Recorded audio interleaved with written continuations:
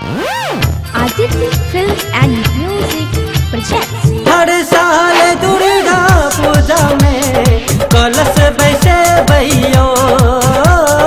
हर साल दुर्गा पूजा में कलश बैसे भैयो।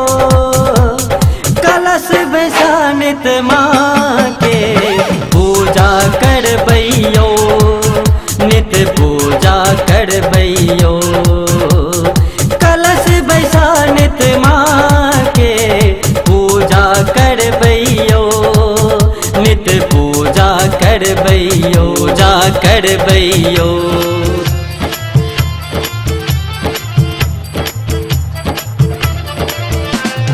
कलश बैसा नित माँ के पूजा कर भैयो। नित पूजा कर भैयो। पूजा कर भैयो। फूल अड़हुल के लायब मैया के पीढ़ी सजायब। मैया के पीढ़ी सजा के धूप गुगुल दिखायब। फूल अड़हुल के लायब मैया के पीढ़ी सजायब। मैया के पीढ़ी सजायब।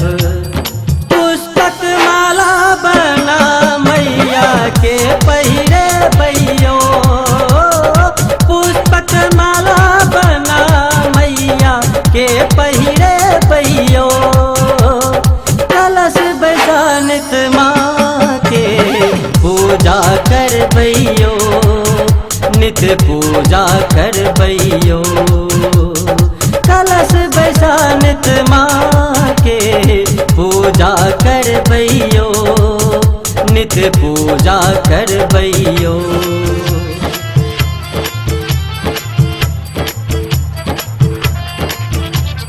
कलश बैसा नित माँ के पूजा कर भैयो। नित पूजा कर भैयो। पूजा कर भैयो। खीर पूरी भोगी लगायब मोदक से हो चढ़ायब। ओही ठाम आसन पर बैस के दुर्गा पाठ सुनायब। खीर पूरी भोग लगायब मोदक से हो चढ़ायब। मोदक से हो चढ़ायब। निस दिन आरती गायब मैया के हम मने भैयो। निस दिन आरती गायब मैया के हम मने भैयो। कलश बैसा नित माँ के पूजा कर भैयो। नित पूजा कर भैयो। कलश बैसा नित माँ के पूजा कर भैयो। नित पूजा कर भैयो। पूजा कर भैयो।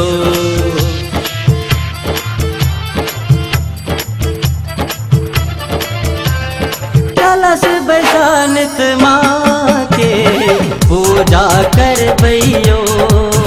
नित पूजा कर भैयो। पूजा कर भैयो। दोनों प्राणी मिलके मैया के व्रत पुरायब। सब भक्तन मिलजुल के मैया के कष्ट सुनायब।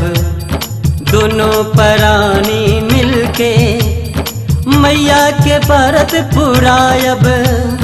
मैया के व्रत पुरायब। 10वें दिन जंत्री लो मासो आशीष पै भैयो। 10वें दिन जंत्री लो मासो आशीष पै भैयो। कलश बैसा नित माँ के पूजा कर भैयो। नित पूजा कर भैयो। कलश बैसा नित माँ के पूजा कर भैयो। नित पूजा कर भैयो। कर भैयो। हर साल दुर्गा पूजा में कलश बैसे भैयो। हर साल दुर्गा